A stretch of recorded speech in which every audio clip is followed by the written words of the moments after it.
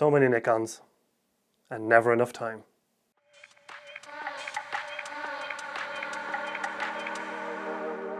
If you're thinking about dropping some cash on a new Nikon film camera, which should you choose? From the classic of classics with the original Nikon F, or the practically digital f6? Wait a second, this is a D850. This is an f6. Let's start in 1959 with the Nikon F, the OG Nikon SLR. This is the start of the F-mount and an amazing series of cameras. It's a fully mechanical camera with a max shutter speed of 1/1000 and can use any F-mount lens with an aperture ring, including the more modern AF lenses with those rings. The camera can be fitted with metered prisms for lenses with the bunny ears, but I think it looks best with the classic plain prism, if you can find one. But it is hard to imagine the history that's been captured by the shutters and winders of the Nikon F. But even with all that, I can't really recommend buying one to use. The Nikon F has some serious issues. First, in order to open the film door, you need to take off any tripod plates in order to do that. And also the film door detaches when you're loading a fresh roll of film, and it's easy to drop this, and if you drop this and dent it, well, good luck getting another one. The top shutter speed of 1/1000 can also be an issue. If you're in very bright conditions and want to shoot wide open with 250 ISO film, you can actually run out of shutter speeds on this camera very easily, and you will be forced to stop down your lens quite a bit. I've actually run into this a few times and had to use an ND filter on my lens in order to allow it to shoot wide open. Now, if you want to buy a Nikon F to own a Nikon F, I'd say go for it. It's amazing and you won't be disappointed. But if you're buying a camera to be a mechanical camera, I will go for the next option with the F2.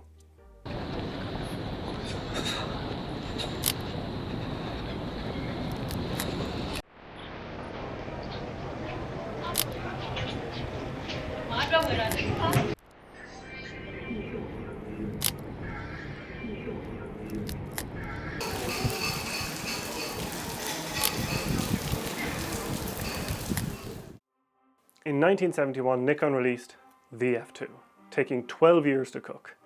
Nowadays, Sony would have introduced, made 15 variants of, and killed off 3 product lines of cameras in 12 years. And with the F2, Nikon fixed all the issues of the F.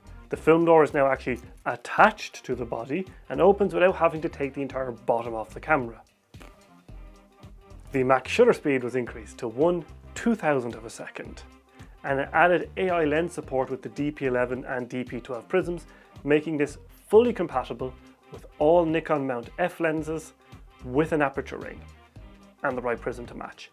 I personally really like the DP11 prism, which makes this particular camera an F2A.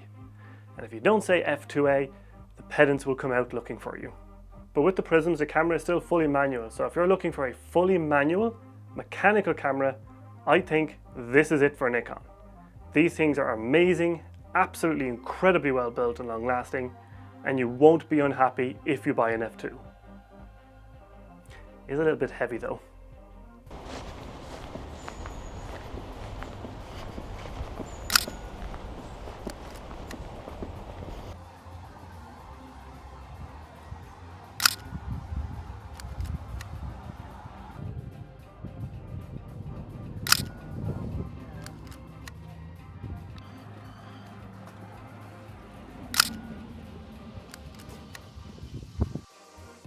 In 1980, 9 years after the F2, Nikon released the F3. And this is arguably the best manual film camera ever made. The F3 was Nikon's first professional camera with an electronically controlled shutter and automation, with the introduction of an aperture priority mode, where the camera will pick the shutter speed to match your selected aperture. The meter they use for this function built into the F3 is also fantastic and super accurate. It is a center-weighted meter of the time, but it is a much more focused meter with an 80-20 pattern, and this means it can actually be kind of used like a pseudo spot meter in some situations. I have a tendency to meter off of some grass in the sunlight and then use that reading when I'm shooting. Also with the F3, it has a ridiculous amount of accessories you can hunt down, so if you want to convert the camera into a microscope, or you want to load enough films for 750 shots with a high-speed motor drive, You can do all of that with the F3. This display at the Nikon Museum shows some of the more crazy accessories that the F3 could have.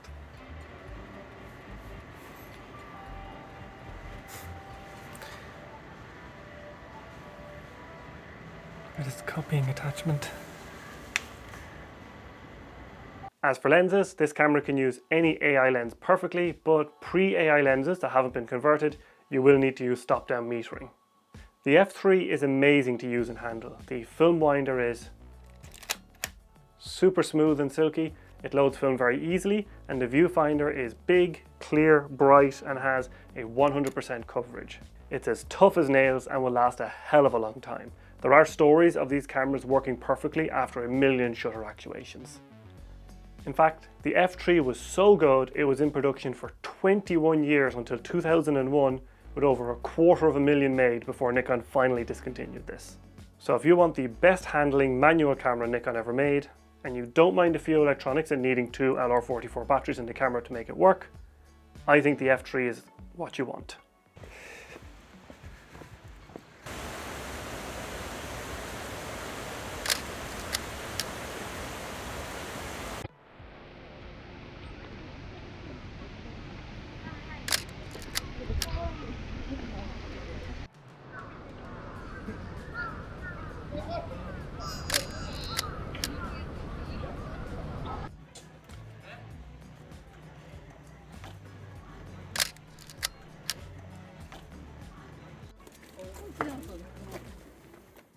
In 1988, Nikon came out with the F4, and to say that the F4 was a departure from the F3, that'd be a hell of an understatement. The F4 was Nikon's first professional, fully electronic camera, introducing a lot of new tech to the line. It was their first pro camera with autofocus, a built-in winder, matrix metering, and the full set of PASM exposure modes. Now, of course, stuffing all this tech into the camera did affect the size a wee bit, making the camera into a bit of a tank, running on 4 AA batteries if you get the smallest version. There's also the F4S, which adds a small battery grip to the camera, and the F4E with the full-size battery grip. I would recommend picking up the one without battery grip, as it's a lot easier to haul around and use. So with this camera being released in 1988, it actually came out at a really weird time in camera history, where the industry was transitioning away from the more manual film cameras with exposure dials to the more modern dual dial setup. But with this, it kind of retains elements of both. So you still have your manual shutter speed dials and a bunch of other things that make it feel more like an older manual camera, but it has all the electronics and automation and autofocus of a more modern camera. The closest way I can describe this is if you've ever shot a Nikon ZF or a ZFC with those retro controls on a modern digital body, this is what that feels like, but it shoots film. And it's a lot heavier. Now, one of the big headline features in this camera was the matrix metering, which was a real game changer for the time. This meter is smart enough to expose perfectly in nearly every situation. The center-weighted meter in the F3 and earlier cameras could be conned in a few situations like large bright skies, which would cause the camera to underexpose a fair bit. But the F4 does not have those issues due to that incredible 5-segment matrix meter. It's also hilariously compatible with all of Nikon's lenses. You can use pre-AI, AI, AIS lenses. The newer G lenses do work on this camera, but you can only use them in the shutter or program modes. This also extends to using the matrix meter, which I believe the F4 is one of the very few Nikons that can use matrix metering on the AI and AIS lenses as well. So who should buy an F4? Well, I think it's actually a good pick for people who want modern conveniences, but with classic controls and the ability to use those older vintage lenses without the hassle of a manual camera.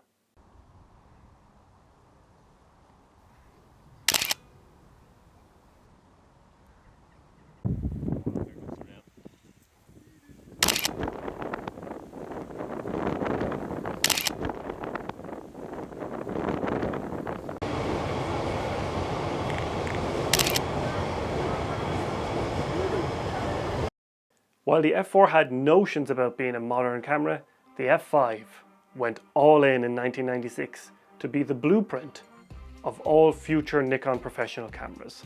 And its tagline, "Imported from the future," is true enough that someone today who has only ever used a Nikon digital camera could probably pick this up and shoot away without any issues.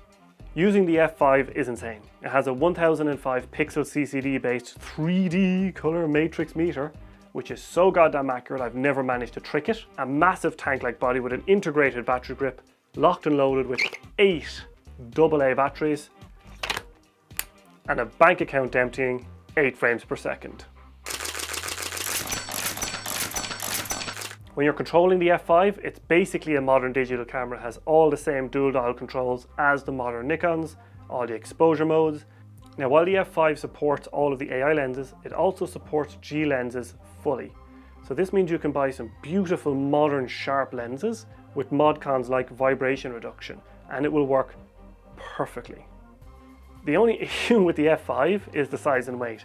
This thing is an absolute heavy beast of a camera.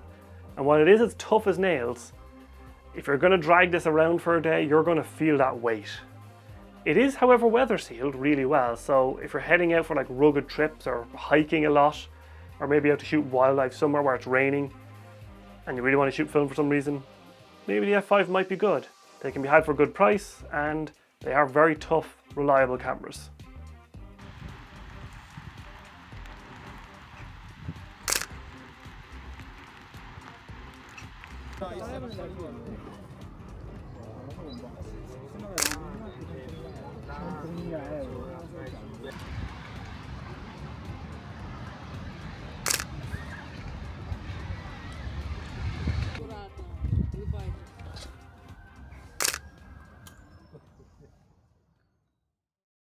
And then at last we have come to the end. In 2004, Nikon unleashed the F6, their final, ultimate film camera, the most feature-rich camera of its time, and the last hurrah of the film era.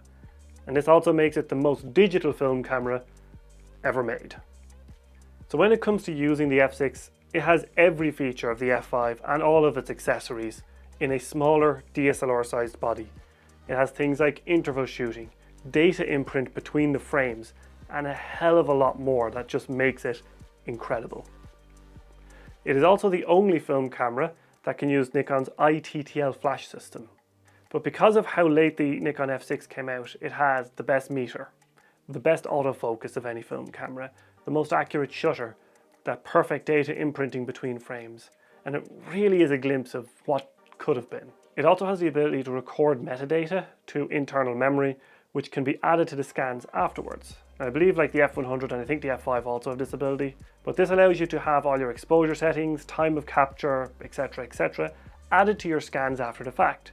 This also allows you for location tagging if you have a GPS tracker. So it's kind of neat having your geolocation data in your film scans alongside all your other exposure metadata. Now, because the F6 came out at the end of the film era, it is the most capable film camera ever made in my opinion. But it is also the most expensive of the F line currently, so if you are willing to shell out the money, I think it's absolutely worth it. But if it isn't for you, you can grab a cheap F100 for a lot less. It's 80% of what this camera can do, but most importantly, it's not 100% of it.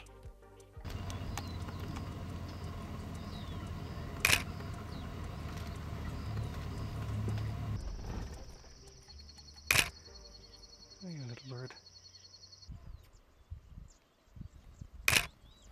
Come on, you dancer, look this way.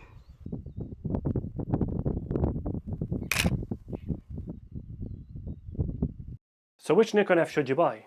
Now, I'm not counting all the other options like the FE and the FE2 and all that kind of prosumer junk. I'm only counting the professional F cameras.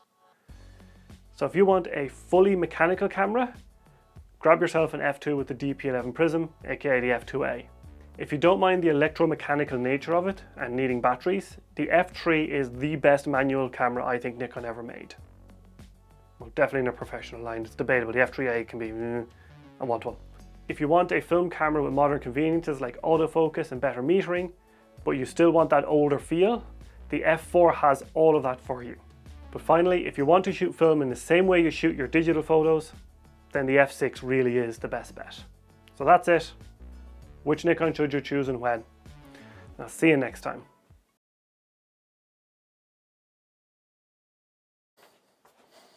Okay, I actually have to put these down somewhere now. Don't drop any of the cameras. Ah, boy. Set these up for some B-roll. Right, chair. Maybe I'll present this standing up. Yeah, I think I will. Gonna need to set up the tripod though.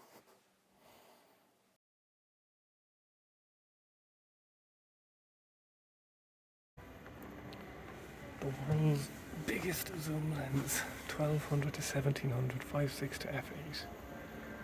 It's like 3 feet long. And then you have this weird auto-focusing thingy.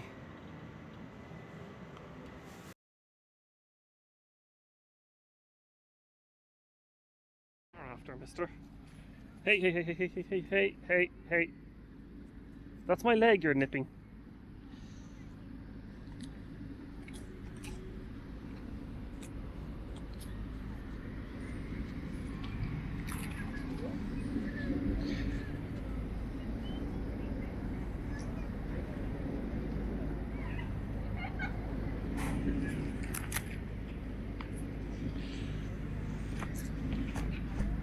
Okay, that's it. That's all I got.